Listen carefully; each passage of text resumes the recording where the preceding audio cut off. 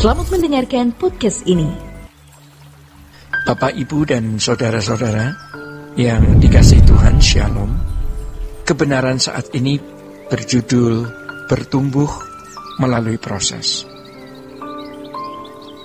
Karena manusia di sekitar kita pada umumnya atau hampir semua tidak takut akan Tuhan, maka tanpa sadar kita juga terbawa oleh suasana itu. Kita terbawa oleh suasana hidup manusia yang tidak takut akan Allah. Sebenarnya kata takut akan Allah itu tidak sederhana. Sama sekali tidak sederhana. Hal itu tidak akan bisa dimengerti dengan benar jika tidak dirasakan. Hal itu tidak akan bisa dimengerti kalau tidak dialami. Dan takut akan Allah itu sebenarnya sebuah kedewasaan yang bertumbuh melalui tahapan-tahapan di dalam proses. Waktu kita belum setua hari ini secara umur biologis, belum dewasa rohani seperti sekarang, kita merasa bahwa kita sudah takut akan Allah. Kita merasa bahwa kita telah ada di dalam sikap yang sudah patut. Tetapi seiring dengan bertumbuhnya pengertian kita akan Allah, pengalaman perjumpaan melalui atau di dalam doa, dan melalui segala pengalaman hidup yang kita alami, maka bertumbuhlah perasaan takut akan Allah itu. Perasaan takut akan Allah secara benar. Saudara-saudara, kalau kita mendengar hamba Tuhan mengatakan Allah itu besar, dahsyat, yang menciptakan langit dan bumi tidak terbatas, apakah kita dapat merasakan kegentaran akan Allah yang dahsyat tersebut? Kegentaran akan Allah akan pertama kali dirasakan ketika kita membangun kesucian yang murni, kesucian yang berkualitas. Kedua, menggerakkan kita untuk menyenangkan hati kita.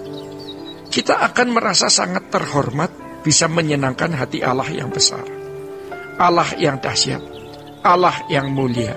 Dan ketiga, kalau kita benar-benar memiliki hati yang takut akan Allah, maka tidak akan lagi menghargai sesuatu lebih daripada menghargai Allah. Namun ironis, banyak orang yang tidak mampu lagi takut akan Allah. Sebenarnya pada dasarnya mereka tidak mampu percaya kepada Tuhan. Kalau mereka berkata, oh saya percaya kepada Tuhan, maka itu percaya versinya sendiri, bukan versi Allah. Orang kafir atau gembel di pinggir jalan, diberi makan, diajari mengenai Allah, sesaat dia pun bisa berkata begitu. Tidak sulit untuk mengatakan ini, tetapi bagaimana sungguh-sungguh mengalami Allah sehingga kita memiliki kegentaran dan takut akan Allah yang kudus, serta membangun kesucian hidup, dan yang akhirnya membangun kesediaan kita yang menyenangkan Dia dengan pengabdian dan memandang Dia lebih mulia, lebih terhormat dari segala sesuatu, merupakan hal yang tidak sederhana. Saudara-saudara, ada cukup banyak bukti yang bisa kita temukan di lingkungan orang percaya, di mana sampai hari tuanya mereka tidak mampu untuk takut akan Allah. Mereka masih materialistis, memiliki ketegaan, kekejaman terhadap orang lain, sembarangan bicara, penuh kecurigaan kepada orang lain, bahkan kepada orang benar yang mestinya dipercayai. Hatinya menjadi bengkok. Betapa mengerikannya orang-orang seperti ini. Kalau suatu hari meninggal dunia, mereka tidak akan menduga betapa dahsyatnya kemuliaan Allah itu. Dan mereka tidak akan berdaya ketika malaikat menyeretnya menuju api kekal. Mungkin mereka berkata, oh, saya tidak tahu akan begini keadaannya.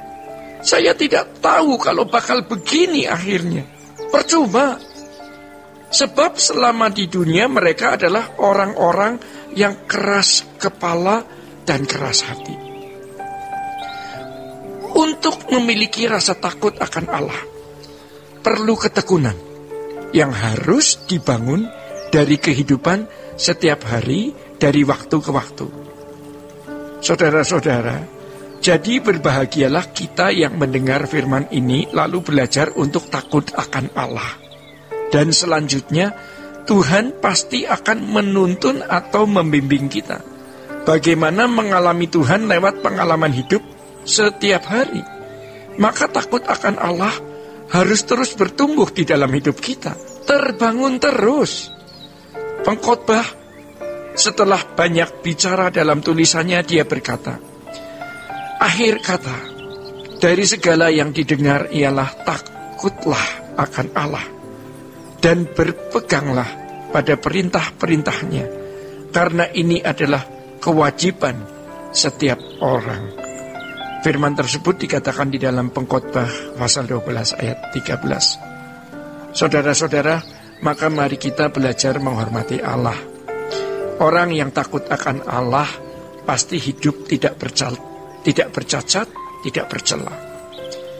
Pasti mau menyenangkan Tuhan dengan mengabdikan hidup sepenuhnya. Kalau untuk pekerjaan Tuhan, kita akan rela memberikan apapun. Orang yang takut akan Allah adalah orang yang memandang dunia tidak menarik lagi.